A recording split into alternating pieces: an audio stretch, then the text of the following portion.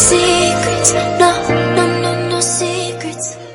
Welcome guys to today's class. In today's video, we want to discuss one of the important topics in chemistry, chemical equilibrium, as you can see on the board. Yes, this is one of the important topics in chemistry, chemical equilibrium. We can put this topic in another way. We can say we want to discuss when can we say that a chemical reaction has reached or attained equilibrium. We can also say again, what are the conditions necessary for a particular chemical reaction to reach equilibrium? So we can be answering the question of when and what. When can we say that a chemical reaction has reached or attained to equilibrium? And what are the conditions?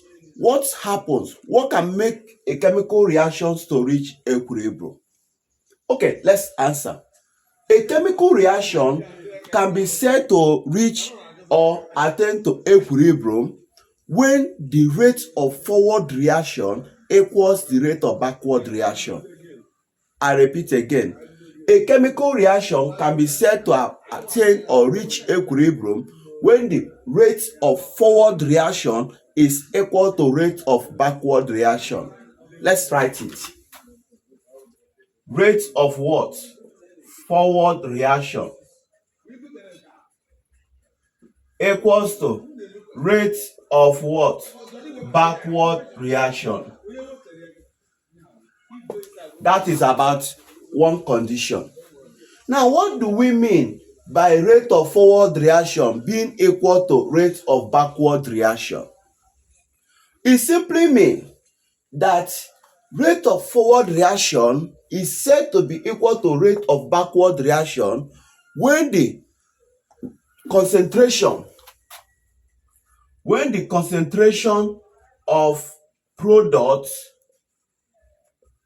and reactants no longer changes with time.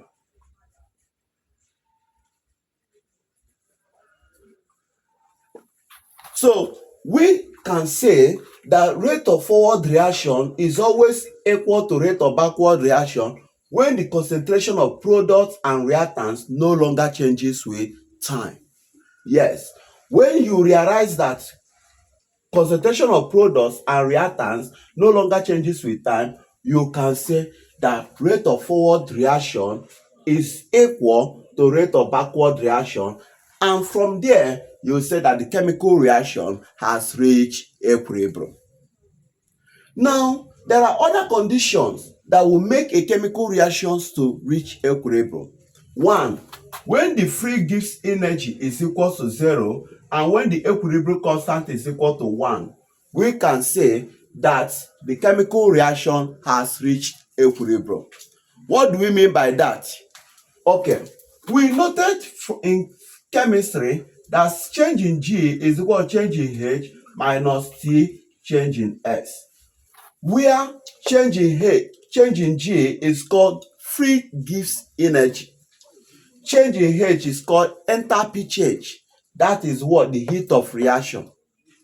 Whereas this is temperature in Kelvin, and this is change in S, entropy change. That is, we're talking about the degree of the disorderliness of the reaction. Are you getting it?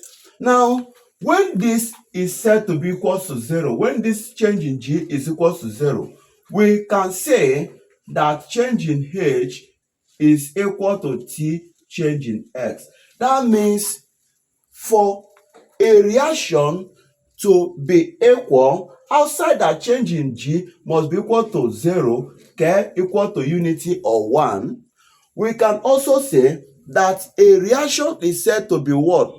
To be in equilibrium when change in H is equal to the product of the temperature in Kelvin and what? Entropy change. Now, how did we come about K being equal to 1? We also noted that this free energy is equal to negative of RT ln K, where R is universal gas constant T is the temperature, ln K. And so when this is equal to 0, we could say that ln K is equal to 0. And what do we mean by ln K? Ln K means 2.303 log K equals to 0. Therefore, log K is equals to 0. And log K means log to base 10. Log to base 10 K equal to 0. Now, 10 raised to the power of 0 will be giving you that K equals to 10 raised to the power of 0 equals to 1. That is how we got that the equilibrium constant K should be equals to what? 1. Change in G equals to 0. Therefore, enthalpy change should be equal to product of the temperature and entropy change. That means this condition, when you see them, and these ones we wrote before now, when you see them, it simply means that that chemical reaction has reached equilibrium. Now, it's important for us to note what we call law of mass action. In this chemical equilibrium, there is what we call law of mass action. What does this law of mass action states? It says that when you have this reaction, let's have this reaction. When you are given this reaction, and they said it has what? Reaches equilibrium. This is called the first constant, and this is called the what?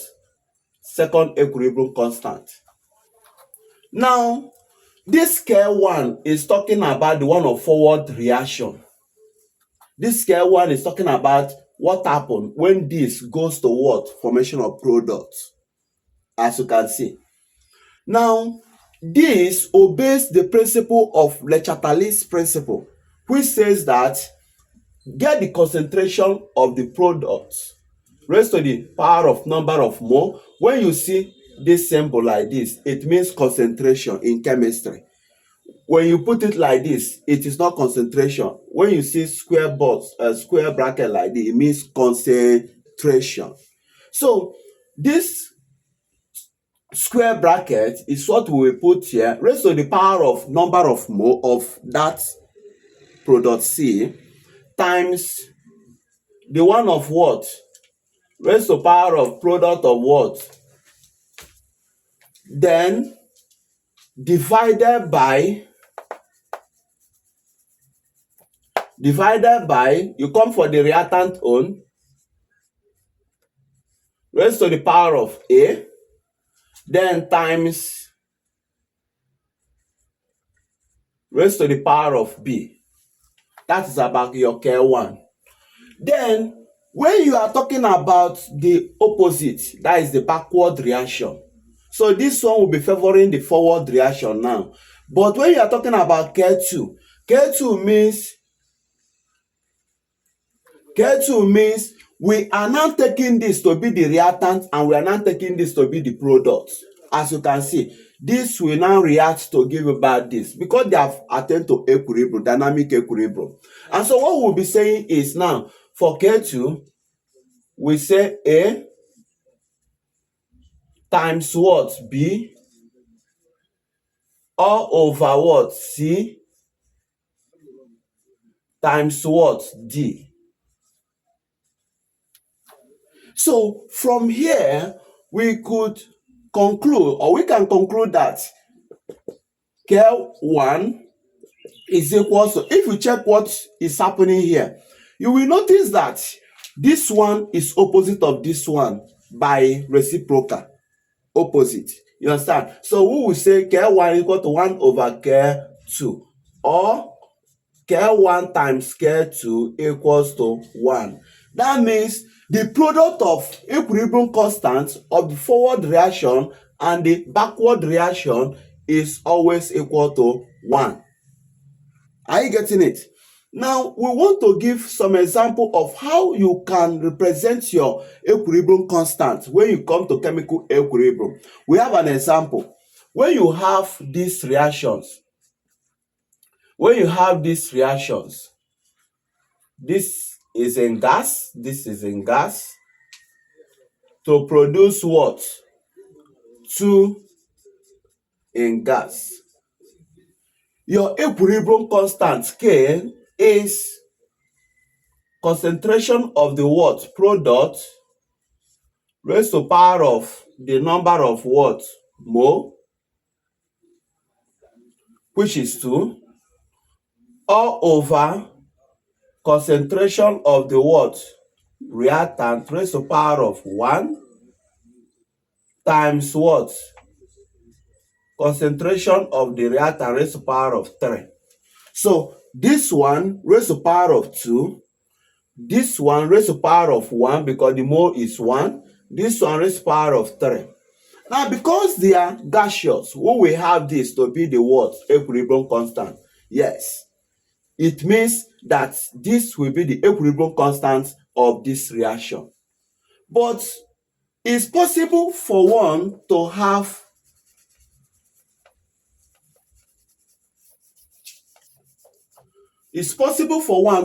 a reaction like in solid state, calcium carbonate in solid state, undergoing or attaining to equilibrium. This is scale 1, this is scale 2, or we'll take only one scale to give you calcium oxide plus carbon 4 oxide in gas. In this case, our equilibrium constant K will be equals to this one raised to the power of 1, because number of mole is 1, number of mole of this one is 1, times what? This one raised to power of what? 1, because number of mole of it is 1, then all over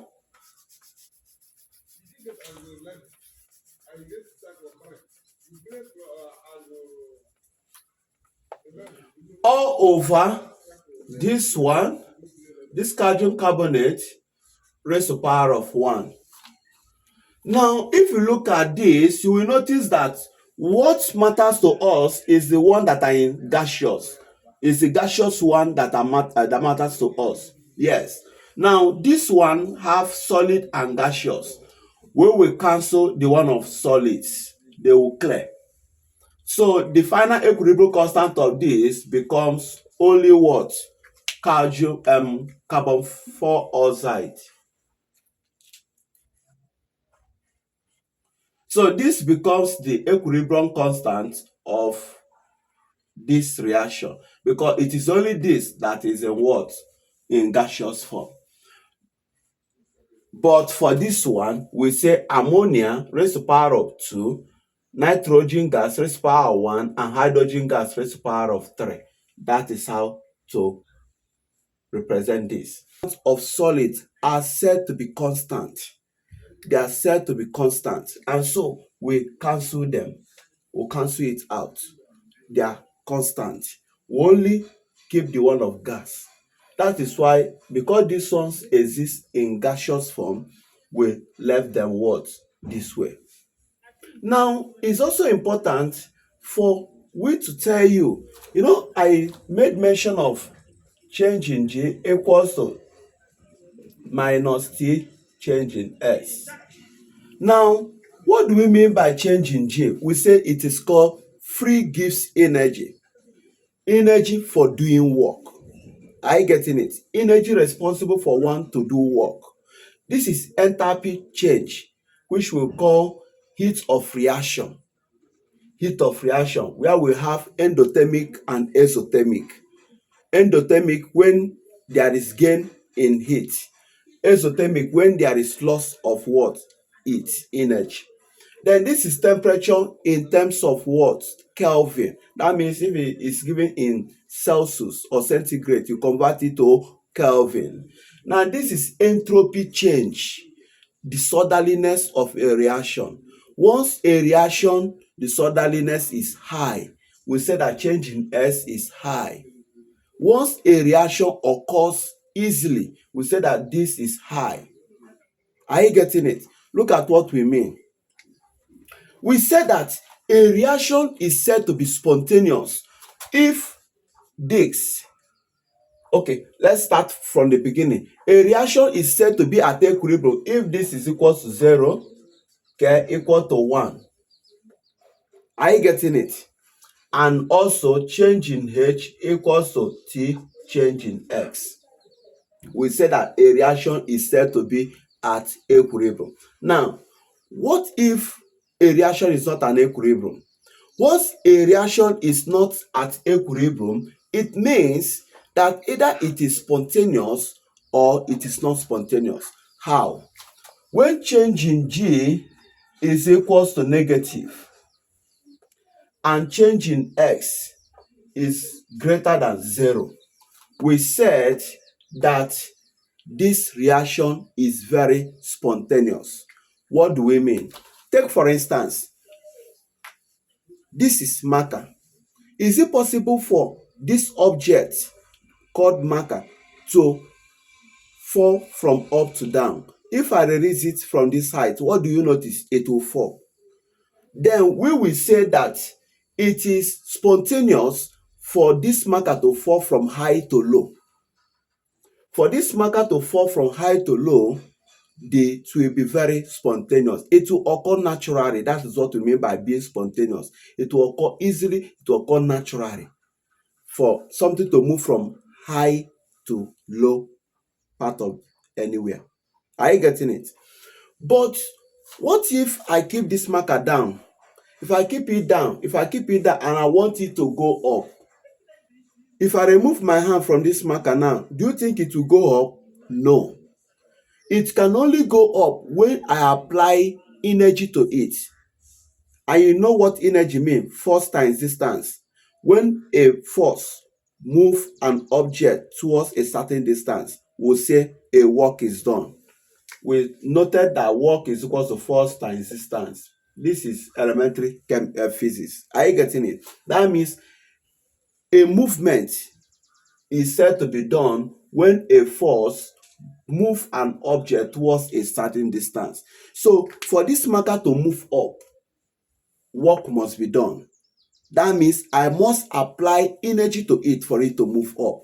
That is when you will now say that change in G is positive or is greater than 0. That means energy required to do work is applied. Energy required to do work is 100% applied. That is why this marker can move from down to up. Are you getting it? No matter how this energy was applied, whether you use charm to do it, it's still force that you apply. It's still energy that takes place. If it's juju you are used to do it, it's still energy that does take place. If it is you raising it with your hand to up, it's still energy that you use to raise it up.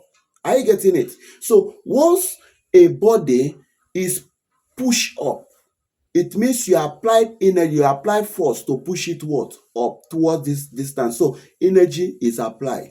In that case, energy at work, which is this free energy, is no longer negative but positive. That means this makes this reaction to be spontaneous.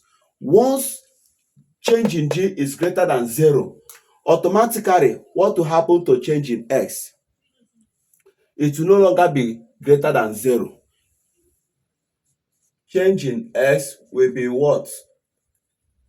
Less than 0. Once change in G is greater than 0, change in S will be less than 0 because the rate of disorderliness will not be high. Look, just watch it now. This marker now, if it's to go up, I am the one controlling it by the energy applied to push it up. That means I apply energy. So energy is involved. Are you getting it? And this marker will not move up anyhow because I am controlling it with my energy. But this one now, the spontaneous aspect, this is for spontaneous or natural process. Spontaneous or natural process. Are you getting it? Why this is for non-spontaneous? Are you getting it? So for this one now, it means if I just remove my hand from this marker will just fall anyhow. the degree of disorderliness of it will be high. It will just fall anyhow. If this is a harmful object, it can wound someone because it just fall anyhow. Are you getting it? But when it's down, for him to move up, I will be the one to apply energy by applying force to push it towards a certain distance. I believe you understand this concept. I noticed that when I was talking about, I didn't explain it in details. So this is about when it will be non-spontaneous, or when we will say that it is no longer a natural process. A natural process means a process that occurs on its own without the help of anything. It just occurs on its own. That is natural process. It means that in that case, I didn't apply any energy. The energy is negative. Energy is not applied. It just what? Fall on its own. Whereas the entropy will be very high. So if you are seeing this in your JAMB, in your WAEC, in university, be able to understand the concept very well. For a chemical reaction to reach equilibrium, change in G will be equal to 0, K will be equal to 1, change in H will be equal to this. Then for it not to be equilibrium, for him to be spontaneous, it means that this is this and this is this. For it to be non-spontaneous, it means that this opposite will be the order of the day. I believe you understand it very well. So if there is anyone you do not understand, you can use my DM or use my WhatsApp number or use the comment box on YouTube and ask your question. Okay? Now, we also said that when you have this reactant giving you this product, when you have this reactant giving you this product, okay, let's put it in reversible because we are talking about equilibrium. And this is your K1 and this is your K2. We said your K1 will be equal to this one raised all over what? This one, right? Therefore, K2. When you talk about K2, it means that this one will not be the reactant to produce this. This is the arrow for K2. K2 will be, this is the reactant, this is the product. So this is the reactant for K2 and this is product. Then for K1, the forward reaction, this is the reactant and this is the product. That means the K1 is talking about equilibrium constant for forward reaction, while K2 is talking about equilibrium constant for backward reaction. So from here, we can see reciprocal. We say K1 equal to 1 over K2 and K1, K2 equal to 1. We talk about this. Then we now say again, when you have this to be your reaction and this is your K1, then when it's like this and we have number of mole, a number of mole added to this, and you are asked to get the value of this K. When this is A and B, this K1, you tell them that K will be equal to K1 all raised to power of what? N. The number of moles added. That means if you are given, let's say now A to produce B and this K1, and here is 3A to produce 3B, automatically the implication that here will be equals to what? What is your K1? You say your K1 all raised to power of what? 3. That is just what you have to do. So if your K1, equilibrium constant of K1 is, let's say now 10, it means 10 raised to power of 3. If equilibrium constant K1 is maybe 5, whatever, you say 5 raised to power of 3. It gives you your answer because of what we have here. Are you getting it? Now, when you have this, another scenario, and you are having what? C to give you what? D.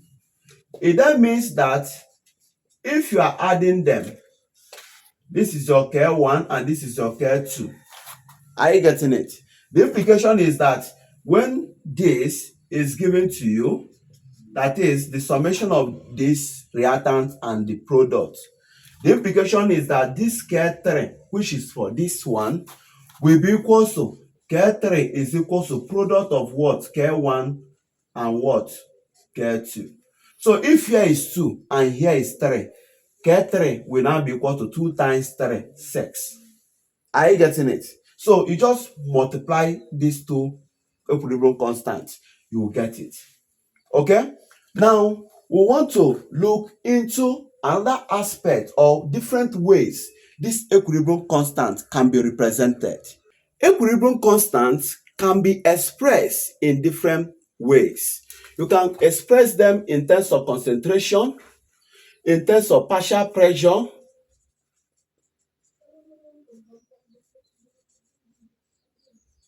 and in terms of whole fraction. So we can express equilibrium constant in terms of concentration, partial pressure, and whole fraction. What do we mean by that? For partial pressure, we say Kp. Let's say Kp, equilibrium constant of the partial pressure. We say it is equals to RT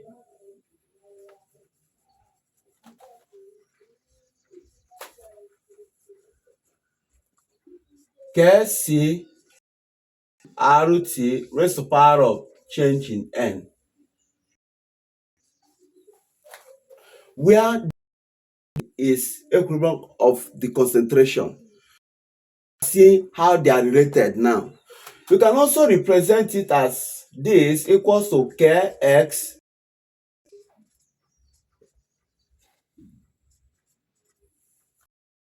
you can see now. Yes. So we can represent them in this way. That means, what do we mean by change in N? What do we mean by Kc? Equilibrium constant with respect to concentration, equilibrium constant with respect to whole, equilibrium constant with respect to partial pressure. That is how they are related. That means this you are seeing is equal to this. Then what do we mean by PT? This is total partial pressure. R is the universal gas constant. T is the temperature, so to speak. And change in N mean number of moles of the product minus number of moles of the reactant. Do you understand it? That means change in N any P minus any R. Number of moles minus number of moles of the reactant. Do you get it? Now, that means when change in N is equal to 0, when change in N is equal to 0, you put 0 here, everything here will be 1. RT raised to power 0 is 1, because in indices, anything raised to power 0 is 1. 1 times this, that will be giving you that Kp equal to Kc. Then this one, anything raised to power 0 is 1. Pt raised to power 0 is 1. This will also give you that Kp equal to Kx. So they can ask you, when can we say that, or when the change in number of moles of a reaction is equal to 0, what happens? You try to tell them that equilibrium constant of the partial pressure must be equal to equilibrium constant in respect to their constant. Then equilibrium constant in partial must be equal to equilibrium in respect to what? Whole fraction. Are you getting it? That is what mean, or what it means when changing to 0. So please note this condition. It occurs when change in N is equals to 0. What do we mean by change in N? Take for instance, when you have this reaction to give you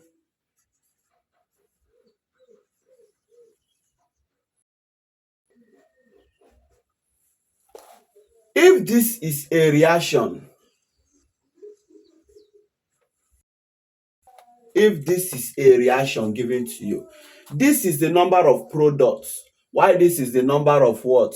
Reactant. So change in N will be equals to what? 2 minus 1 equals to what? 1. That means for change in N to be equal to 0, here should be 1, here should be 1. Then we now say that Kp, equilibrium constant with respect to partial pressure, must be equal to Ks with respect to what? Whole fraction. or Kp must be equal to what? Kc. That own equal to the concentration own. Are you getting it? So that is how to get your change in N equal to 2 minus change in N. That is Np minus Ner. 2 minus 1 equal to 1. Are you getting it? So I want you to understand this concept well, because we will be solving a lot of questions now. We'll be solving a lot of questions, and I would like you to use this information you have gathered to be able to understand these questions we'll be solving.